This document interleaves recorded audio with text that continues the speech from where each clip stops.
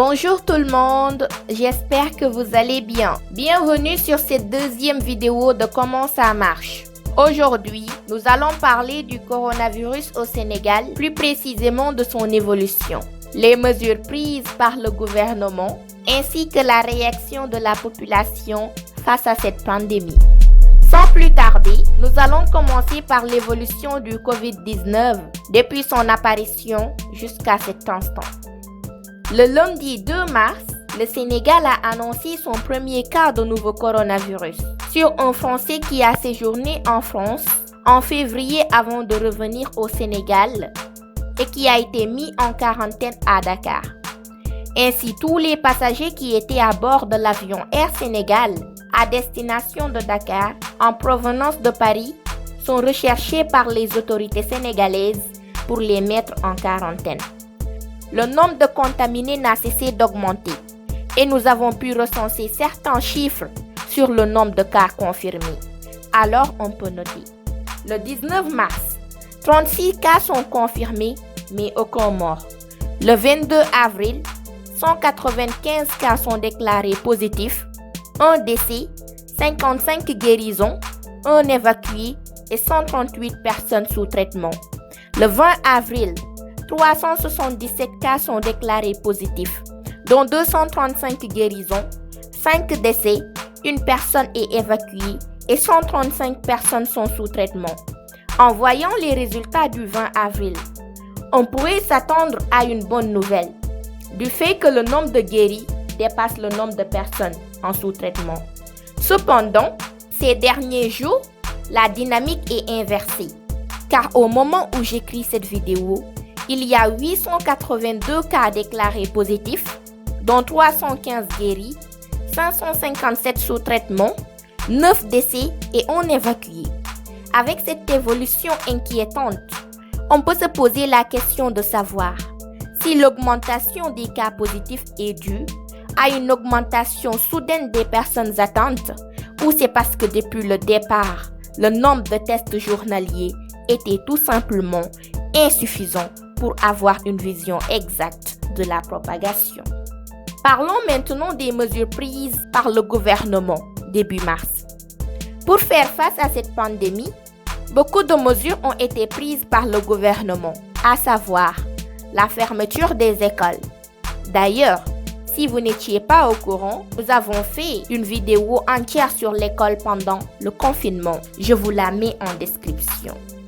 Il y a aussi le report du pèlerinage, la fermeture des mosquées dans un pays comme le Sénégal où 95% de la population est musulmane, la fermeture des marchés et des commerces à 17h ou 15h dans certaines localités, le port obligatoire des masques, entre autres.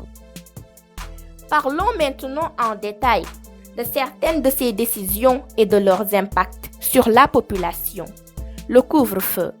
Le président de la République, M. Macky Sall, s'est adressé à la nation et a annoncé la mise en place de l'état d'urgence et d'un couvre-feu de 20h à 6h et à cet instant de 18h à 17h sur l'ensemble de l'étendue du territoire national pour lutter contre l'épidémie liée au Covid-19.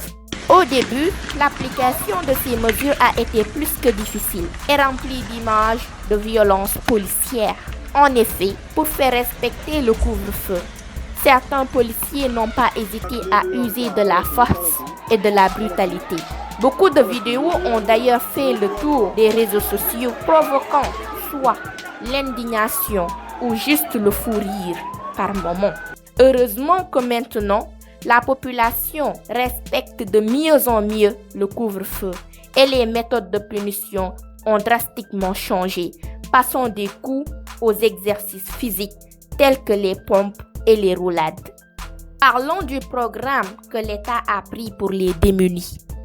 Ce programme consiste à des dons de riz, d'huile et de sucre, avec une enveloppe de 20 000 francs pour chaque famille, et ceci pendant quelques mois, ce qui revient à une enveloppe de 16 milliards de francs CFA.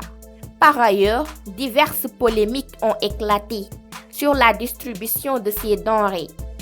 Certaines concernent la manière dont cette distribution est faite, car dans certains cas, les distances minimales ne sont pas respectées.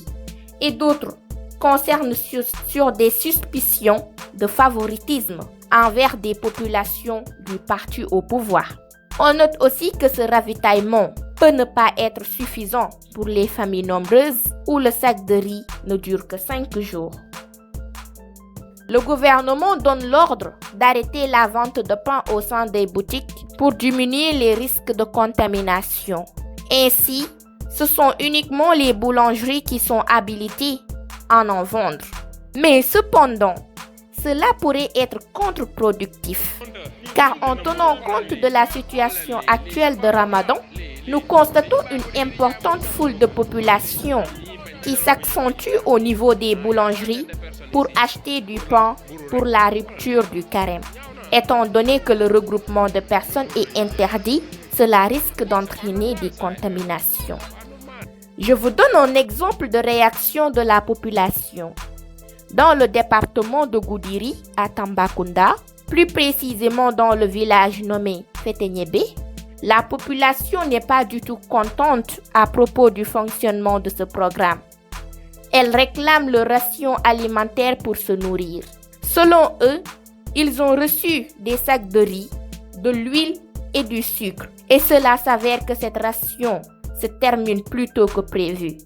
En plus de cela, étant donné que dans le village, ils cuisinent avec des bois qu'ils se procurent dans la forêt. Leur préfet ne leur fournit pas du bois pour cuisiner, mais aussi ne donne pas l'autorisation aux jeunes du village pour aller chercher du bois pour faire le feu.